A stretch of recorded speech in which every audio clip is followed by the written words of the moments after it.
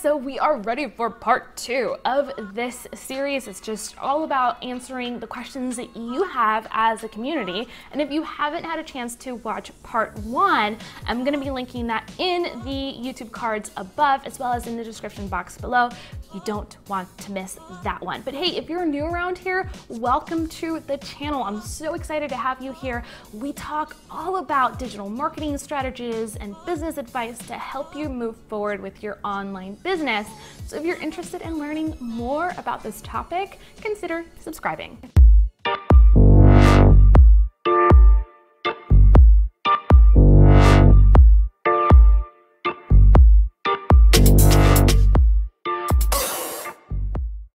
All right, so without further ado, let's get into the questions. I'm going to be reading here from my little iPad. And the first question comes from Kafori321. And Kafori asks, I was watching some of your previous videos and you mentioned that you're based in Atlanta. I'm also in Atlanta and would be a great opportunity to link up with you. Yeah, that'd be awesome for sure. I'll let you know. We're thinking about having a meetup pretty soon, so definitely stay tuned to the YouTube channel. Do you have a VA that you outsource specific tasks to? So great question, Kafori. The answer is absolutely yes.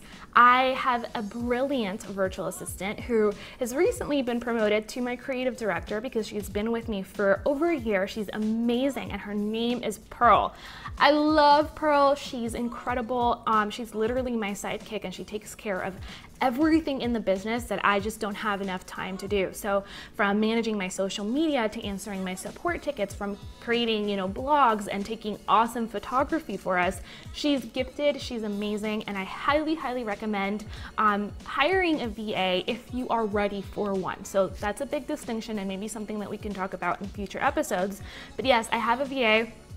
I also have a support team, and she, by the way, Pearl's from the Philippines, and then I have a support team that is also international, and I love working online with my team members. My developer's in Puerto Rico, he's my little brother. My virtual assistant, really she's my creative director, is in the Philippines, and then I have a support team in London as well. So again, we're all kind of in different places.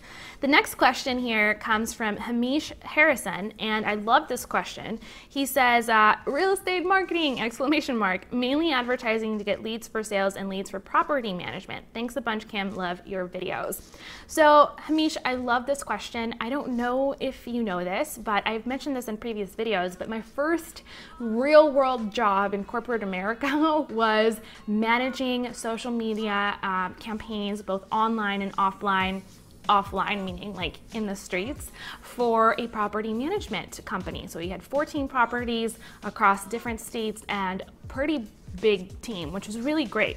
And one of the things that I highly recommend, you mentioned here that you specifically wanted to get some tips on advertising, using advertising to get leads. So Facebook and Instagram, great places to advertise. But as I'm sure you know, this is an incredibly highly competitive market. I don't know where you're located, but usually the property management space can be pretty competitive. So one of the things that I highly recommend you do before you start launching Facebook ads is think about how you're going to differentiate your property. And this is something that not enough real estate agents actually think about, pursue, get serious about. They've heard about it, but this industry is so behind. And I work with a lot of real estate agents, both inside the business lounge and personally, one of my clients is a real estate agent. And so we talk a lot about creating content that actually educates your potential customers. And I know that you've heard this a million times, but for some reason, when I'm talking to a lot of real estate agents, it doesn't always translate into, oh, this is something that I can do for my business or for my property. So creating content that helps you stand out is incredibly important. Facebook ads, just for the sake of Facebook ads, they're just not gonna work. You really need to think about how are we going to be different. And I'm not talking about property tours, I'm not talking about virtual tours, I'm not talking about, walk-ins, although that is usually the first instinct that you have is creating that type of ad. I want you to hold off on that. It's a great secondary ad, but it shouldn't be the first way to bring people into your world. So I would highly recommend thinking about video. And if you can, start creating content that educates your potential leasees. I'm in the process of figuring out where I'm gonna move to next, and we just visited Austin, Texas. We looked at a ton of properties and I was insanely overwhelmed. This whole process of finding the perfect place to live can be really challenging. So instead of constantly thinking about how you can bring people into your world and how you can show off your product and how your product is the best, stop taking that approach and just help people figure out the process of finding their new home. This is so important. So I can think of a couple of ideas for you. Number one, start creating videos that really instruct people on, hey, these are the things that you should be thinking about when you are, signing a lease, when you're thinking about touring a property. Here are some of the ways that you can organize yourself so you don't forget the properties that you visited and what they look like. Here's how to get the best rate on your rental.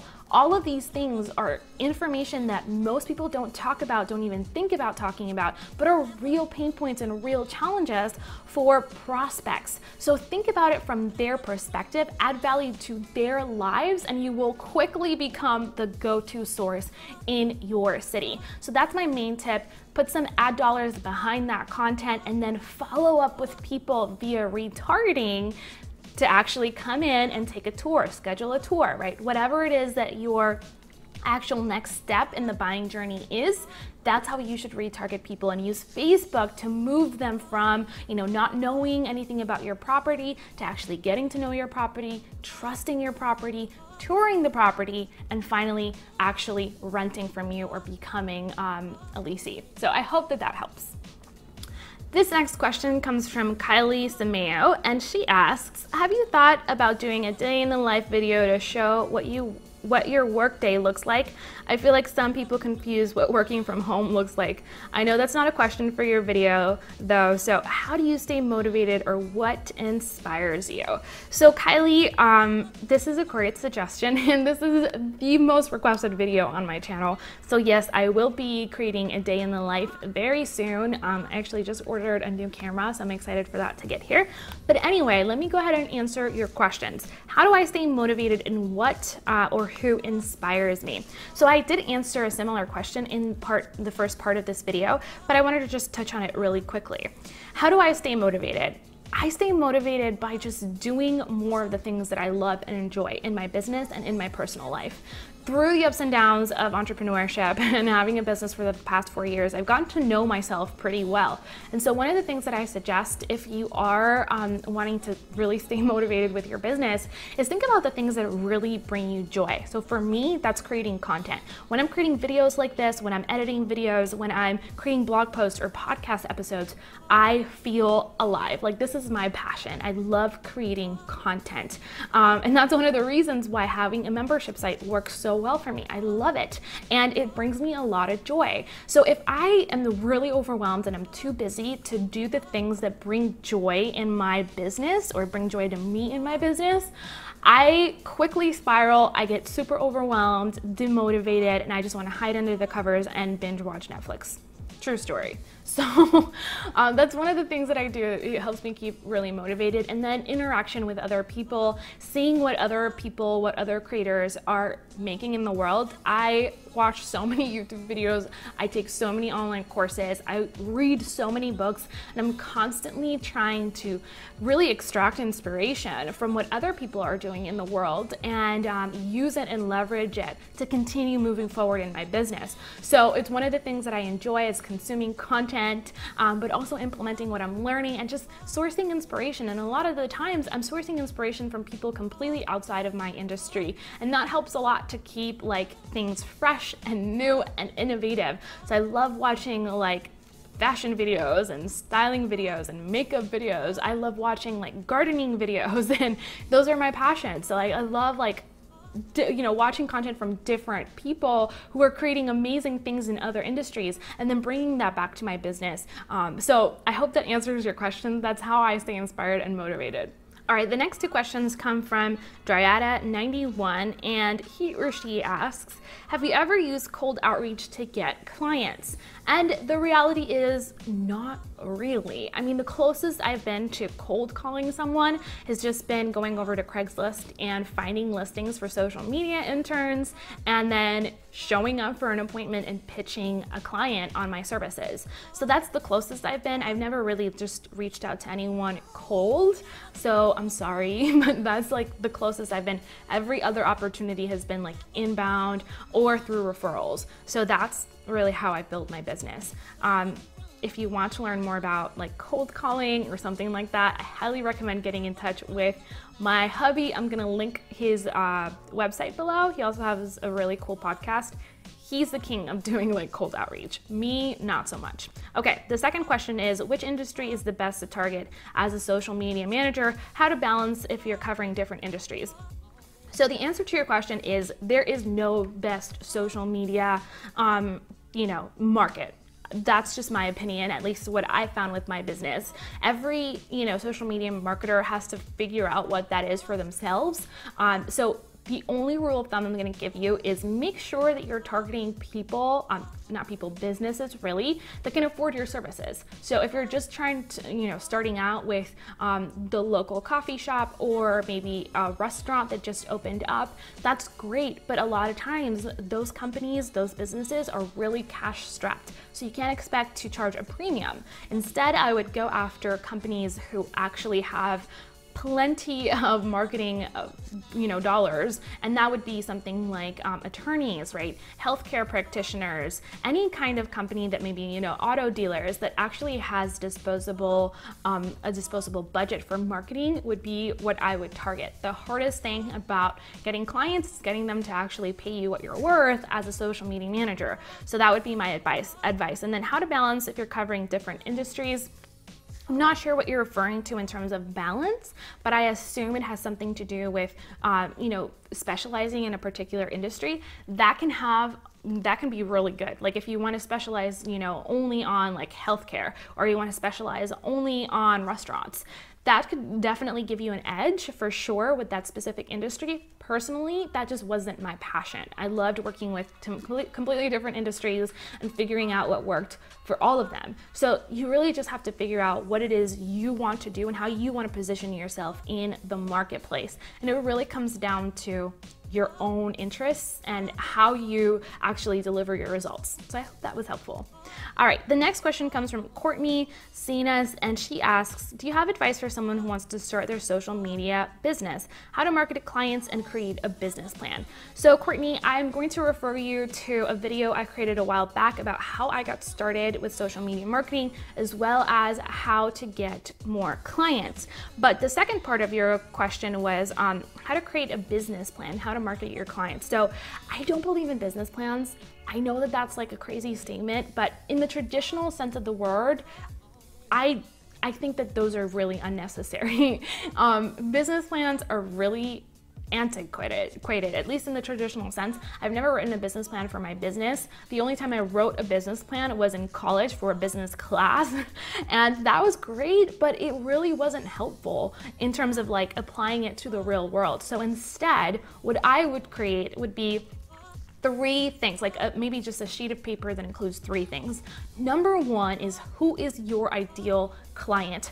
Figure out who you want to go after, who's your target demographic, and really go into detail. Get to know those business owners as much as possible.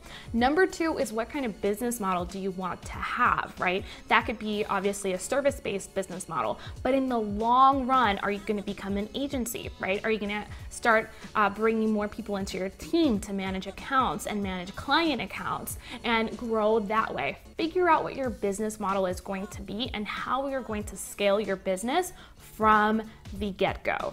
And number 3 is clearly outline your services as well as how you're going to be marketing them. So this is one of the biggest mistakes I see newbie social media marketers do, is they have no idea how to price their product and they have no idea how to package their services. So what I would do is I would create 3 tiers of services: a basic package, a middle of the way kind of package, and then like a premium or elite package.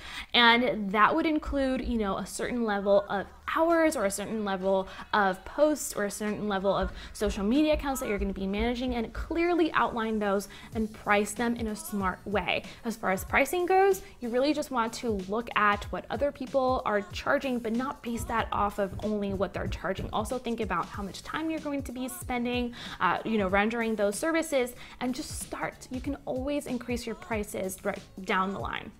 So the next question comes from enter a name here as well, and he or she says, I have one more question. Can you share some book titles that you like, both for work and leisure entertainment? How much time do you have, my friend? Because I have quite a few, but I've kind of narrowed them down to these. So the first one would definitely be, and this is if you're running an online business, just keep that in mind. This one is called The Invisible Selling Machine. I don't think you guys can see that, but it's by Ryan Deiss, and I love this book. It's all about like creating funnels, specifically email marketing funnels. And it's one of the books that got me started with really just creating online marketing or doing online marketing for my own firm, which was like a little bit strange when I started.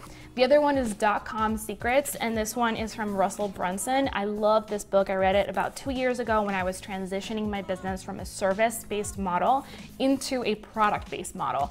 I love it. He has really great ideas and insights on here. And one of the things that I would highly recommend you do is if you are getting started with online marketing, either for your clients or for your own business, is this is a really great starter or beginner book to getting an idea of how to create funnels and how to move ideal clients from like that first stage of getting to know who your brand is all the way through actually making a purchase. So great book for selling stuff online.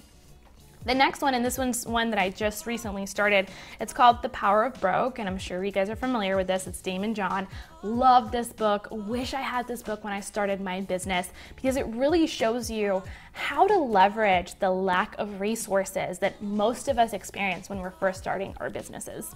The next one is Virtual Freedom, and I kind of talked about this when I guess I didn't talk about it, I just talked about outsourcing, but I love this book. This one is from Chris Ducker, and this is my Bible to hiring and outsourcing a lot of my business to my VAs internationally. So I love this book, highly, highly recommend it. I'm gonna be linking to all these books in the description box below, so just keep that in mind.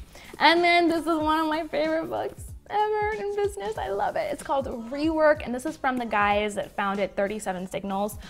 They also founded Basecamp, if you're familiar with that project management tool. And most every one of the principles and concepts in this book are amazing. I highly recommend picking this up. It just changed the way that I looked at my business in so many critical foundational elements in my business. So highly, highly recommend you pick this one up. I don't agree with everything they say in the book, so just keep that in mind, but 90% of it is just pure gold. And then as far as like for leisure, I love reading books about my personal interests, so just keep that in mind. The Curated Closet is what I'm reading right now, and it's just gonna show you like a system for discovering your own personal style and organizing your wardrobe. But I realize that this is very like specific to me. I don't really read a lot of books, like fiction books for entertainment. I know that's bad, but I don't. Like most of my books are like very practical, very, things that I can implement right now in my life or my business. But if you have suggestions on book titles that I can start reading for entertainment, I'm all ears, or really all eyes.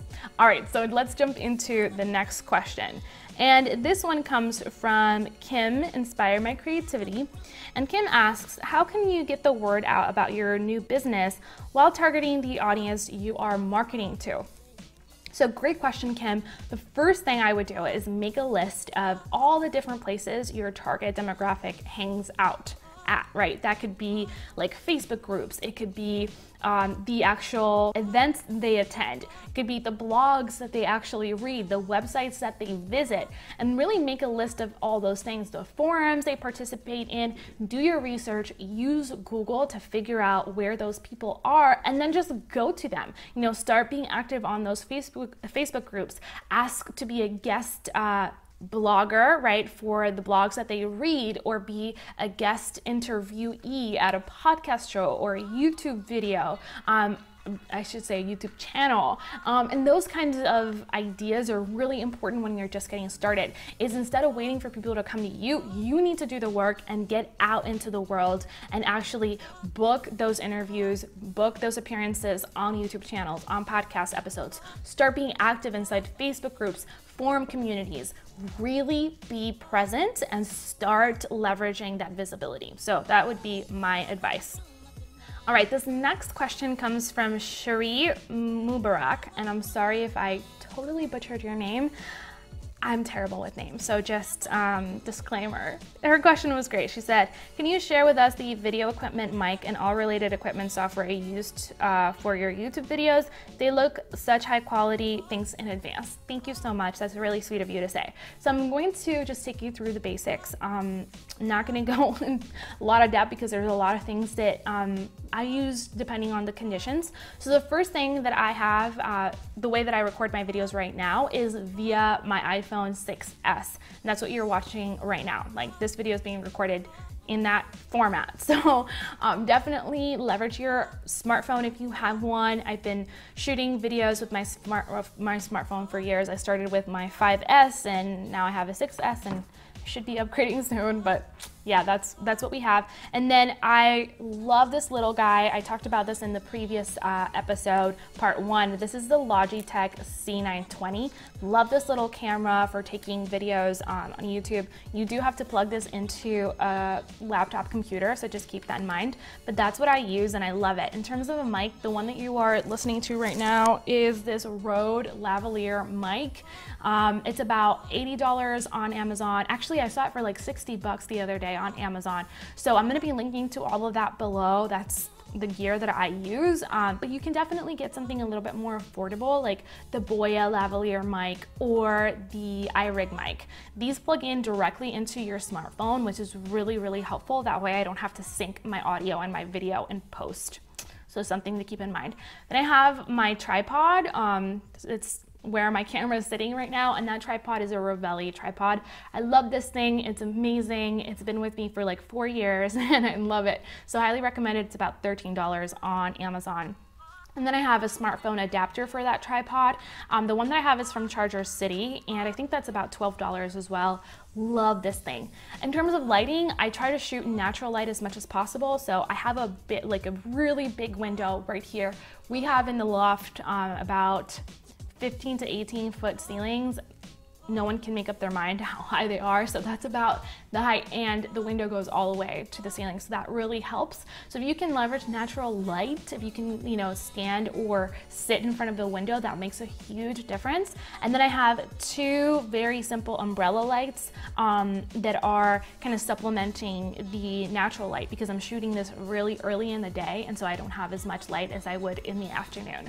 So that's like the basics of everything I use. And then for editing the videos, I use Filmora. I'm going to be linking that below as well. It's about $30 a year. It's fantastic software. Highly recommend it. So great question. I hope that was helpful. Let's head into the next question that we have for today. And this one actually comes from Shay Sunshine. And Shay asks, hi Kim, I'm eager to start my media marketing business, but I don't know what or how to charge the client. I saw your video on how you started and enjoyed it. However, can you give me some basics on starting and what you give the clients and what proper compensation should be given? Even if it's bartering, what guarantee should the client get?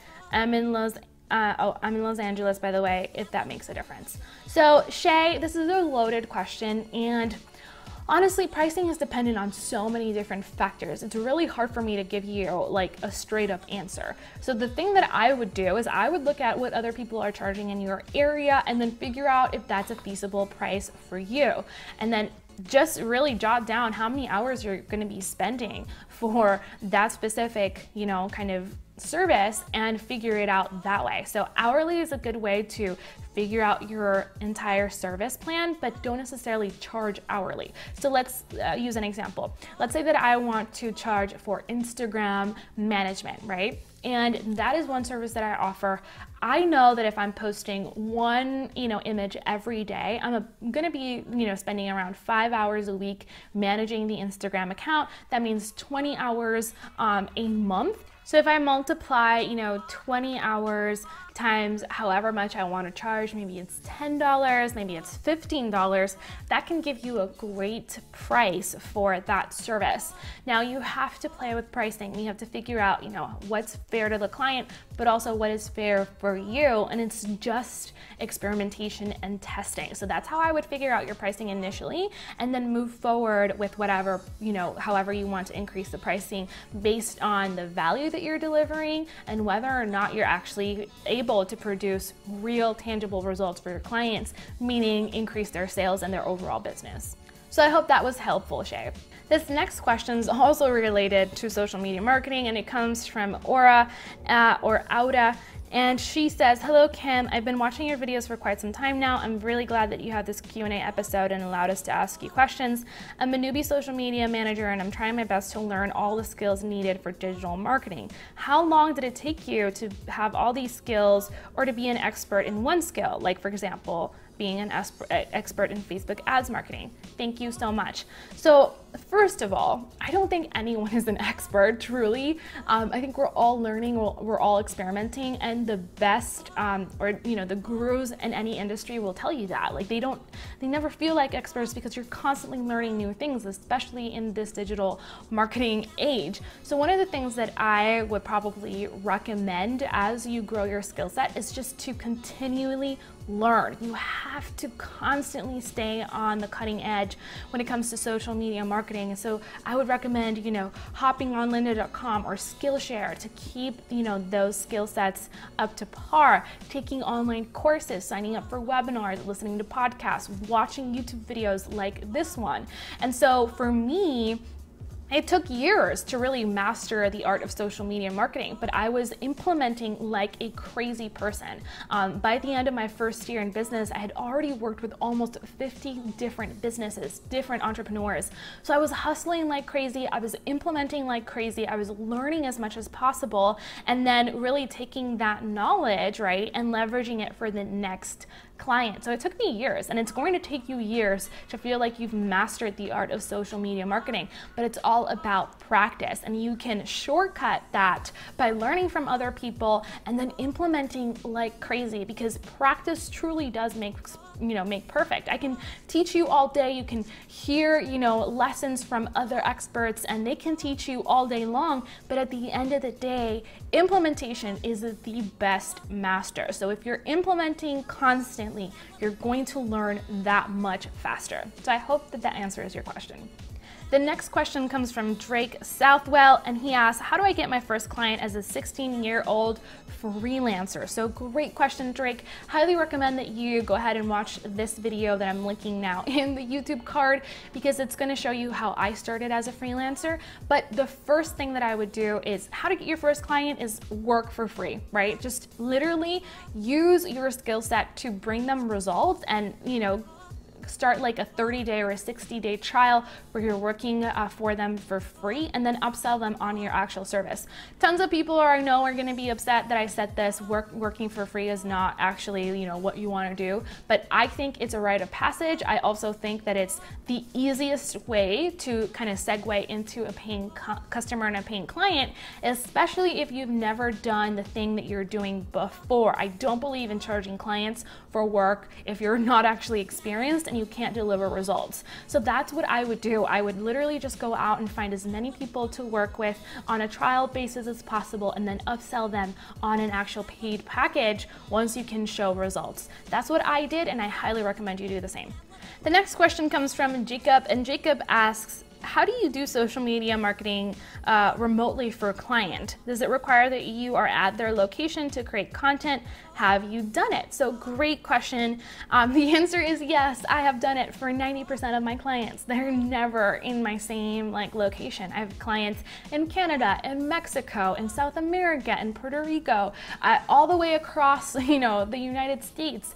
Rarely did I have a client that was local, and when I did, I loved being able to create content for them there and now. But for all of my other clients, I used two strategies. Number one, before we actually started working together, I would set boundaries and guidelines and expectations early on, and they needed to supply me with at least the basics, meaning photography, maybe some videos, as far as like capturing that realness of what was going on in the store and the location, you know, at HQ, depending on the type of business that they were. Number two, if that was not possible or the client did not want to be in charge of taking pictures or video, then I would outsource the work to a videographer or a photographer, and I would charge the client for that service. But because we had that established before I actually signed the client, they knew what to expect. They knew that I was going to be outsourcing that work to someone else. And so that strategy really helped with working with clients abroad, overseas, in completely other side of the world or the other side of the country, just to keep things fresh and manage social media that way. And I think like a bonus tip would be get to know that community as much as possible. So what I would do with clients is I would sign up for Facebook, local Facebook groups. I would research, I would watch the news in that specific city, and that way I could get like a flavor for that community and what they enjoyed. So I could mention like popular landmarks, or I could kind of jump into that local culture through social media management, and that worked really well. So I hope that that's helpful. All right, so this next question comes from Alex Simmons, and Alex writes, building an audience and engagement with content items for fiction books like action, adventure, and mystery has proven very challenging. Can you offer up 1 or 2 items of content that can be evergreen, or at least a strong one-shot? So I love this question, Alex, because I think that this is so important. Anyway, here are a couple of things that I would suggest. I'm sure that at this point you've noticed that, you know, marketing with social media can be like a long-term strategy, and that's the same thing that happens with every business. But in this specific, you know, kind of niche where you're indie, I'm assuming you're an indie writer, fiction writer, it can be a little bit harder. So what I would do is I would start getting your existing readers excited about the book and talking about the book. It's a lot easier to foster, you know, that community element when you have people that are already reading the book, they're excited about the book, and they're talking about the book. So something like a Facebook group might be really helpful, or even just really leveraging that kind of, you know, content on your actual Facebook page can help. So think of a couple talking points that you can ask your audience, and then see if you can email the people that have purchased from you and get them excited about talking about the book, right? You can host Q&A sessions, or you can host live streams where you kind of unpack the different characters of the book in further detail without, of course, like spoiling it for those that have not read. If you can leverage the power of live streams and really start engaging your existing readers to encourage other people to read the book, that's insanely powerful. Because of course, when our friends suggest something to us, it's way more powerful than if you were just talking about your own book. Now, I checked out your Facebook page and I saw a video where you talked about, you know, the characters and kind of unpacking that female presence in your book. And so I don't know, you know, if you have multiple books, if you have like, you know, a series of books, but I loved that specific video. It was short, it was to the point, and I saw a lot more engagement on that piece of content than when you were posting things like, you know, kind of like promotional stuff. So with Facebook specifically, I would highly, highly recommend only going in there with the intent of building those conversations and even documenting behind the scenes. You know, if you are at shows, if you're doing book signings, documenting what is happening during those book signings can build a lot of buzz around your book. It's the perfect opportunity to maybe interview some of your readers and ask them questions about why, you know, they enjoyed the book, what parts of the book really made them excited. So again, just thinking about ways that you can build those conversations is crucial and really important.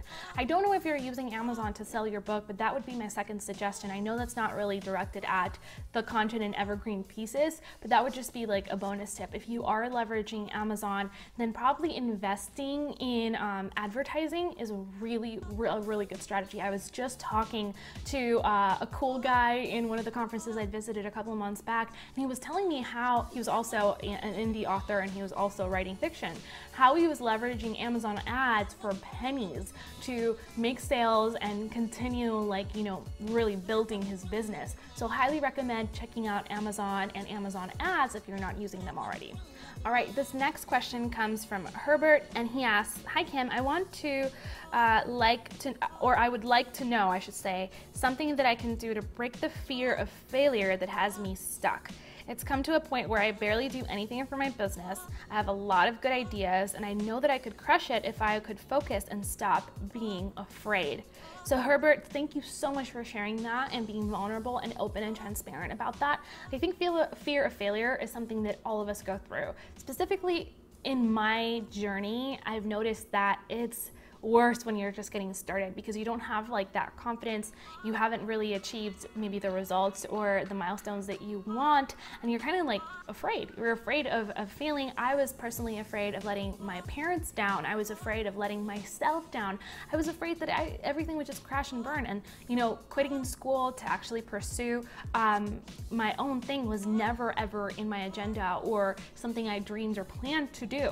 So I get it. I really truly do. So one of the things that I would highly recommend you do is just write down your fear. Like, what are you truly afraid of? What is that worst case scenario, right? What's the worst thing that can possibly happen, right? That you definitely don't succeed, that things just don't go your way, you know, that you get in debt. Like, really write down that worst case scenario. And then a lot of times when you're doing this exercise, you might discover that the worst thing that can happen isn't actually like critical, right? It's not like a game changer. So, okay, maybe you fail and, you know, things don't work out. It's not the end of the world, right? At least you have no regrets and you can go on and start something new. Plus, you have all that skill and all that knowledge to implement in your next business. I feel all the time with my current business, and it actually helps me to reach higher and get to that next level because I've already crashed and burned with something that didn't work. The second thing that I would do is read autobiographies or find other people that you really respect and admire and read their stories. Every single entrepreneur who has got to like that stage or that level that I want to be at in their journey, I've gone in and I've really listened to their story. I've purchased their books, I read their autobiographies, and realized that they all failed at something in their business, whether they went bankrupt and lost everything and had to start from scratch, or they actually never succeeded at their first business altogether and had to start anew, or maybe they just, you know, their products epically failed and they had to come up with something new. Every single time I hear one of those stories, I realize that failure is normal. It's a normal part of entrepreneurship. And if you embrace it instead of constantly being afraid of it or think that, you know, failure defines you, it'll be a lot easier to move forward with your business. So it's all about mindset and perspective. And if you're intentional about changing that perspective and changing that mindset, again, through listening to other people's stories, getting support from people in a community that gets where you're at, that could really help you move past that fear of failure. And the last question comes from, and I'm sorry if I'm butchering your name, Brugaraj Panja, and he says, or she says, "Hi Kim, please let me know what all tools and Facebook options should I know for organic Facebook marketing? Thank you." All right, so I'm not going to touch on tools here because I do think tools are great, but they're not 1000% necessary. I do have videos on that, and I'm going to link to them in the resource section below.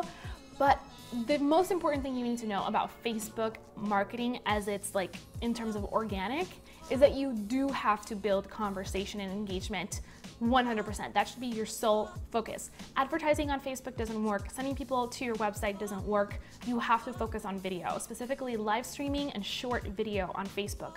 Does incredibly well. So if you can get those two things kind of in check, you're gonna build your organic following a lot faster than if you were just you know, posting things that really don't engage people. So think about video and think about live stream, but then think about how to make that type of content extremely valuable for your audience, and you will win, my friend.